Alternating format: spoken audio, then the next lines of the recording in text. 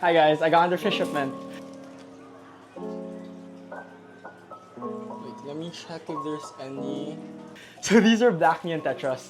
I currently already have 24 of them here. Back when I got these, they were fairly small and I grew them out. And the reason behind why I get smaller ones is because one, they're cheaper obviously. Two, I want them to be able to acclimate to my water better. I don't know if I'm making this up or if I heard this somewhere, but I remember hearing from someone who was very experienced in the fish keeping hobby that when you grow them out when they're small, they're able to build a resistance to your water because obviously everyone's water is different. Some water have higher pH, some have lower, and basically there's a lot more to like the water quality and stuff. But as you grow them, they're able to build resistance to it. And aside from this, the reason why I grow them out here is because I want them to get used to me, and also I want to be able to know what I'm feeding them. Because I want to make sure obviously that these fish are very healthy once they go into my big tank, like my big discus tank. Because before, I remember getting a lot of small ones and then I add them straight to my discus tank. This was back when my discus weren't as big as they are now. But they still got killed. And I have two guesses for why. My first guess is most likely because they're small and maybe they got bullied by the discus. And the other guess is maybe they don't get enough food. Because when they're way smaller than the discus, obviously, they're scared. They're scared of the discus, so they won't really fight for the food that I place in the tank. Like, don't get me wrong, I place a lot of food in the tank. Well, just enough for everyone to be fed. But I have a feeling that they don't get it back when they were small. So yeah, I'm growing them out here first, and then eventually I'm gonna add them to my big tank. So I'm gonna unbox this, and then I'm gonna acclimate them, and then I'll film me releasing them. But for now, I'll probably feed these fish first, just so that they won't bully the new ones, because the new ones are, I think, a tad bit smaller than they are. So yeah, let's go. So this is just the tip. Every time you're about to add new fish to your tank, for me at least, I always feed them first because a lot of the times this minimizes the aggression, especially because they don't really feel like they have to compete for food or they're not as hungry, so they won't pick on the little ones. So I always feed first, even with my discus. So yeah, it's actually very entertaining to watch them eat because tetras, like look at that. They're very aggressive eaters. That's also a sign that they're very healthy. And it's so cute because every time like I feed them, they always just grab like one red pellet each and then they all just hold it in their mouth for a bit. Like I think you guys can see. It's very entertaining to watch. But yeah, I'll wait for him to like eat up a bit, then I'll acclimate the fishes next.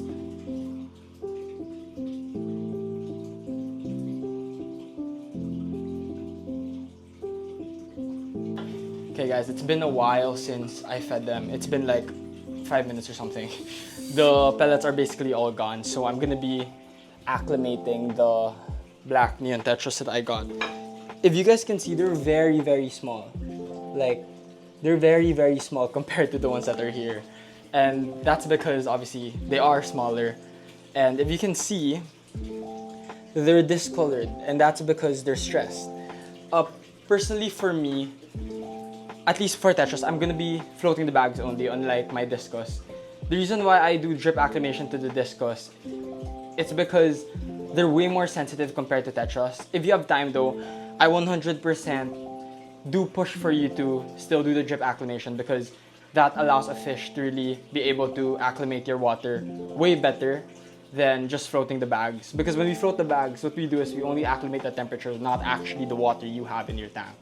So doing drip acclimation is still the best. Although the reason why I'm gonna float them only is because I don't want to stress them out even more. Because if I'm gonna pour them out of the bag, then I'm gonna do a drip acclimation. That requires me to like kinda disrupt them a lot because I have to pour them out of the bag, then I have to put my hand in to do the drip acclimation and all of that stuff. So I'd rather just float it so that I won't stress them out even more. Because the trip on the way to my house from the place I get them from is fairly far. So yeah, I'm gonna do that. I'm just gonna float them for 15 to 30 minutes and I'm gonna add them straight away. Wait, let me check if there's any DOAs. Yeah, they look good. So this is gonna be the first bag.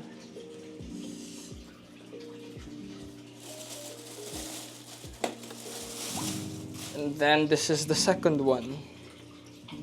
They're just the same size as the ones that I showed you guys. And so far, there's also no DOAs, which is really good.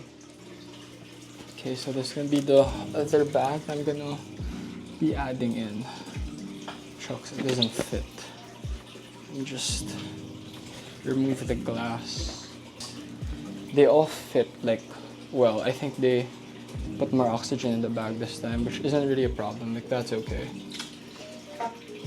Because obviously it allows the fish to be healthier. And I think these bags are way bigger. Here we go. Now they're all acclimating. The other fishes are very curious, like what's happening. But yeah, I can't wait for these ones to go in because eventually I want to have, like as I said a while ago, 50 to like 100 of black neon tetras just schooling the big discus tank because that's a really big tank for these guys. It's even really big for the discus, honestly. So yeah, it's gonna be great to watch them school.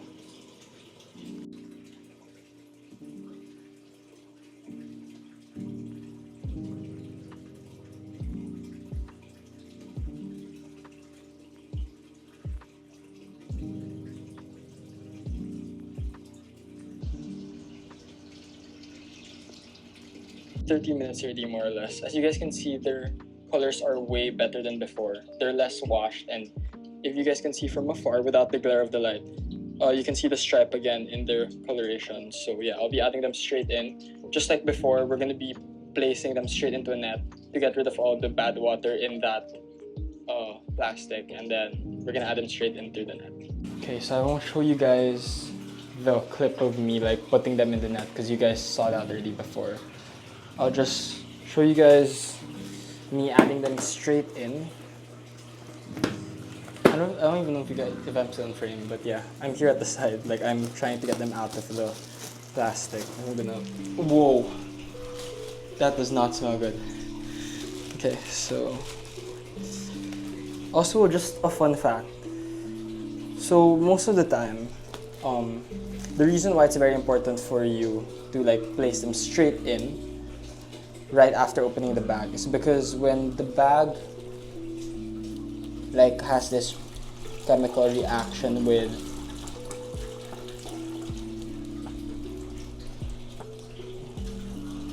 sorry, hold on, I have to focus just to make sure that none of them are in the plastic. Okay, so I'll be adding them straight in. So they're really way smaller than the ones I have in here. I don't think they'll fight because they're the same, and it's not way smaller, it's just a tad bit smaller. So anyway, as I was saying a while ago, the reason why it's very important to like add them straight in, or like try not to keep them in the bag too long once you open the bag, is because the water has a chemical reaction with oxygen once you open it, because the ammonia, I forgot the whole explanation to it. I just know there's like a chemical reaction. The ammonia, in a sense, becomes worse in the water. That's why, like, as much as possible, you get the fish out of the water and you add them straight into the tank. Also, guys, it's very important. Always make sure that there's no fish in the plastic bag where you got them out of, because sometimes they get stuck and they don't actually go down with the water that comes out. And you can kill the fish if you don't do that, obviously, because there's no more water in the tank. I mean, in the plastic. Okay, there. Nice. That looks way better. Now they're way more.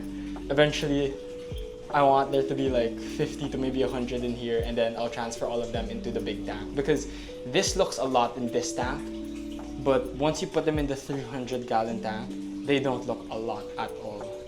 So yeah, I'll let them settle down, then maybe in like an hour or so, I'll check back in with you guys, and maybe I'll try feeding them and see if they start eating. But normally, it's best to wait like 24 hours to 2 days before feeding, just so, you know, they're able to like acclimate better and everything. So yeah, I'll get back to you guys either in an hour or maybe tomorrow. See you guys.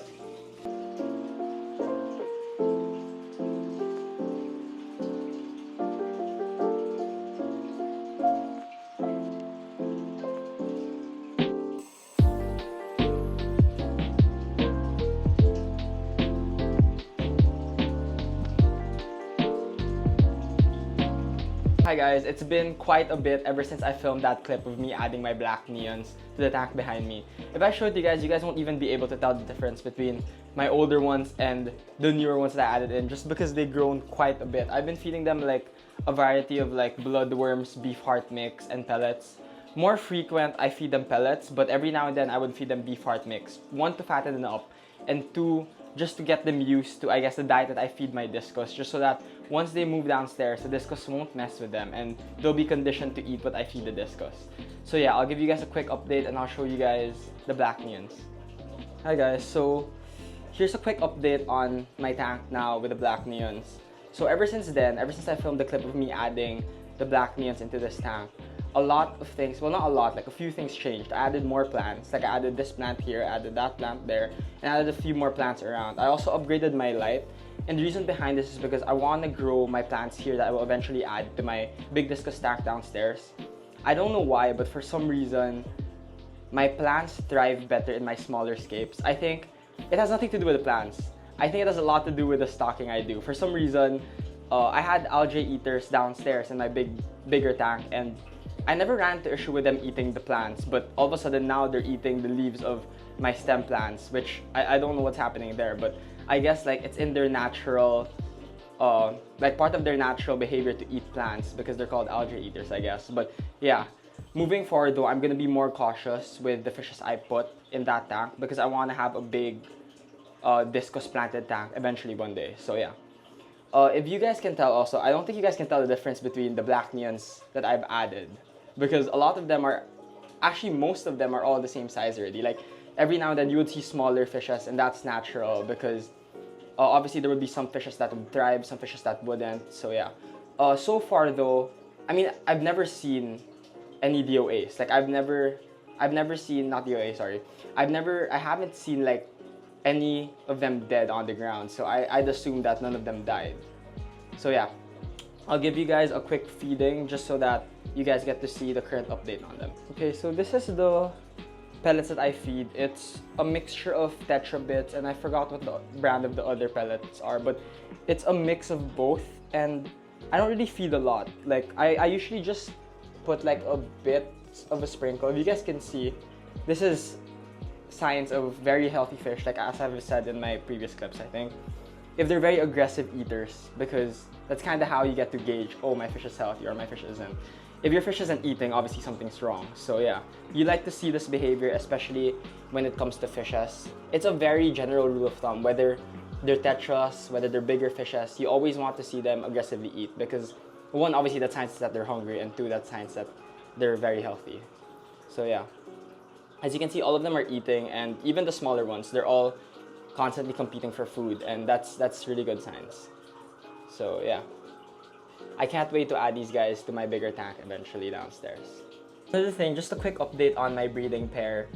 I'm not sure why they haven't been breeding. The female's breeding tube isn't out for some reason. I've been feeding them the same thing. I've even upped my breeding to like more than usual just to fatten them up and hopefully encourage them to breed. I've been feeding live foods every now and then. I've been feeding them pellets, and yeah, I'm not sure why they're not breeding. So if there's any Discus expert breeders out there, please comment below. I really need your advice on this. So yeah, I've been also doing my water changes like frequent, like every other day sometimes, and if I really can't, I do it like twice a week. So yeah, it's been a very calm and peaceful environment out here. This is a 50-gallon tank, by the way, if anyone wants to know. And I've also put the heater just to keep things more consistent within the tank and within their environment. So yeah, they've been growing really well though, and so far they've really been thriving as well. Like when I feed, they're very aggressive eaters as well. And yeah, please let me know if you guys have any advice on how I could potentially encourage them to breed. So yeah, thank you so much for watching, guys.